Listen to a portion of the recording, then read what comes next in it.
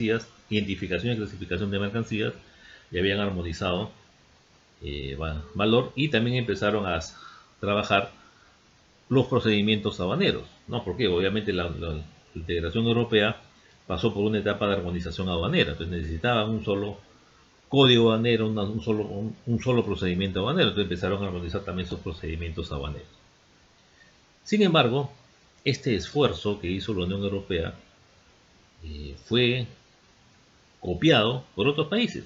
Recuerden ustedes que los países europeos tenían colonias, que después fueron países que se independizaron en África y en Asia, pero obviamente mantenía siempre un vínculo con los países, con las metrópolis, ¿no? Con los países que eran metrópolis o ex-metrópolis, ¿no? Nosotros tenemos un vínculo con España, a pesar de que hace muchos años nos independizamos, ¿no? Entonces sí existían estos vínculos, las colonias y ex-colonias europeas empezaron a adoptar estos mecanismos aduaneros europeos. A su vez, esto fue más o menos en la década del 50, después de la Segunda Guerra Mundial y durante la década del 50. Paralelamente, en la década del 50, inicio de los 60, en América Latina se inician los principales procesos de integración.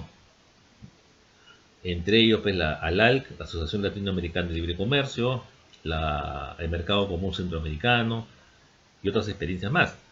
Entonces, estos países empiezan, antes de crear un sistema aduanero, dijeron, no, ¿para qué vamos a crearlo si Europa lo ha hecho?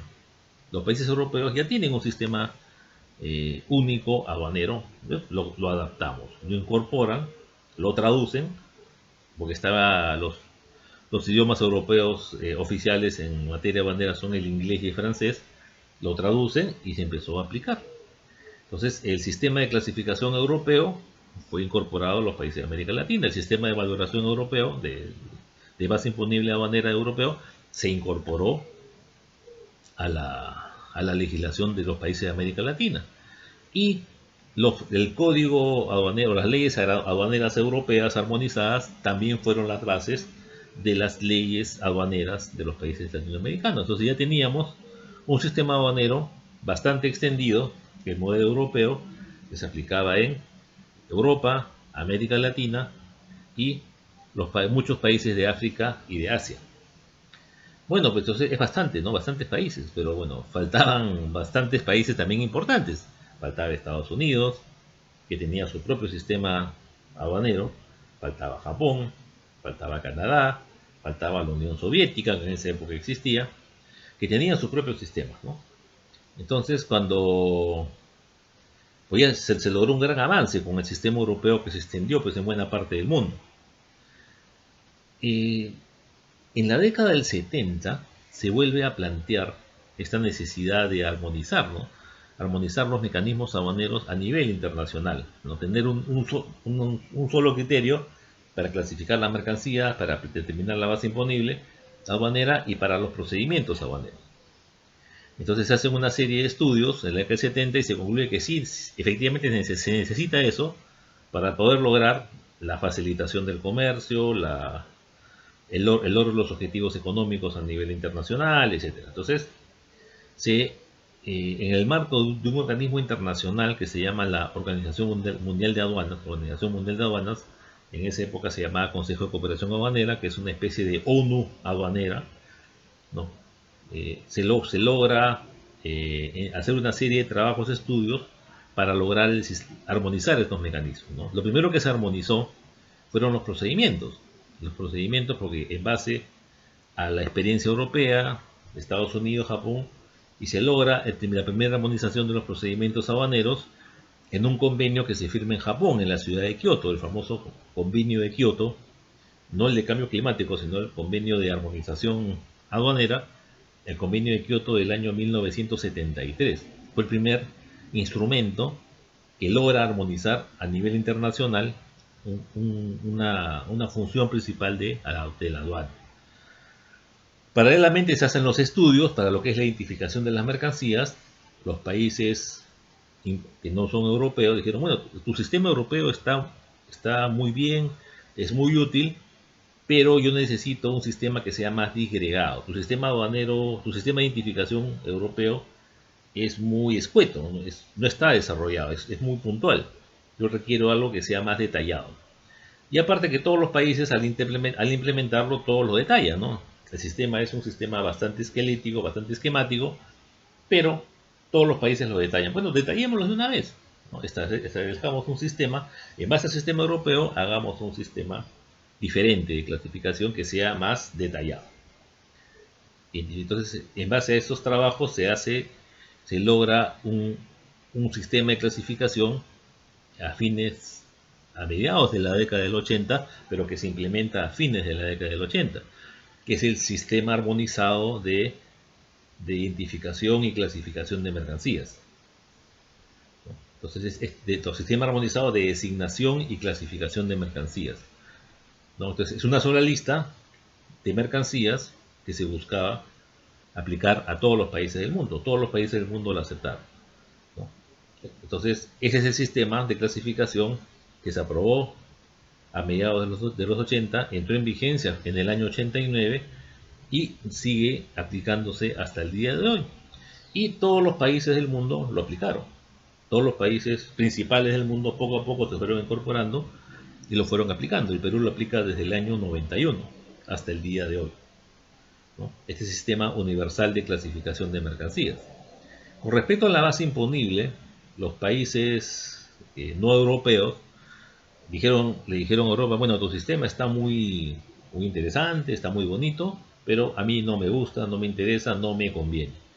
Porque a mí no me interesa las transacciones ideales, porque el sistema europeo se basaba en una situación abstracta. Dijo, no, necesitamos que se base en situaciones concretas, que respete la realidad de las operaciones comerciales.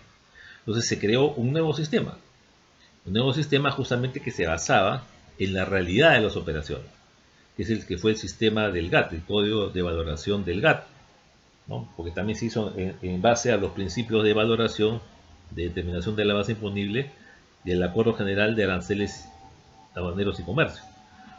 Entonces, este modelo de valoración aduanera se aprobó a fines de la década del 70 y se fue incorporando a los países, ¿no? En el año 95 este sistema se volvió a ratificar con pequeñísimos cambios en el marco de los acuerdos de la OMC. Es decir, la determinación de la base imponible aduanera no solamente está en los mecanismos aduaneros, también está en los mecanismos de armonización del comercio internacional de la OMC.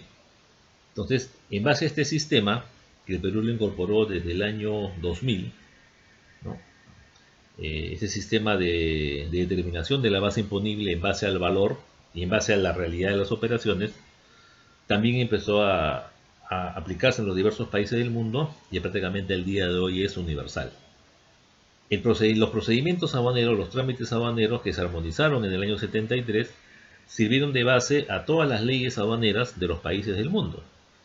Los avances en la tecnología, en el comercio, hicieron necesario que se volviese a revisar esto.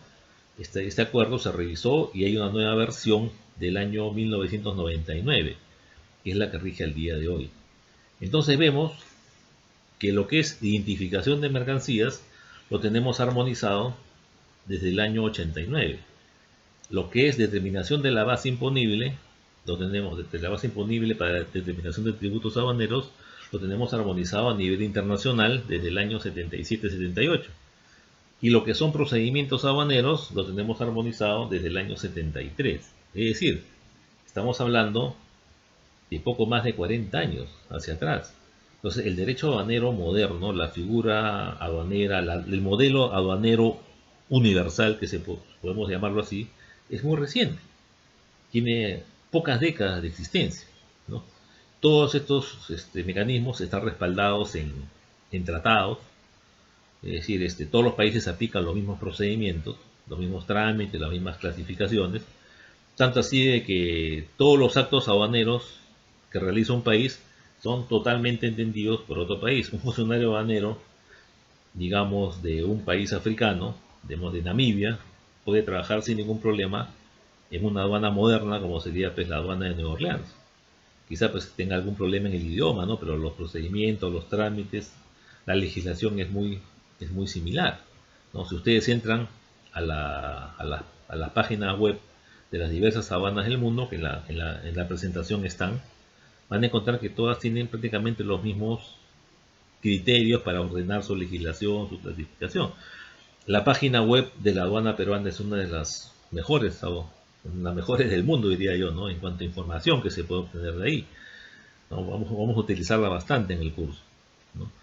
Pero bueno, entonces tenemos al día de hoy una aduana que se puede decir que es una aduana universal. Hay un modelo mundial de aduanas que se aplica en todos los países del mundo, ¿no? Y que se basa justamente en una evolución derivada a su vez de los procesos de integración y de armonización en el comercio internacional, ¿no?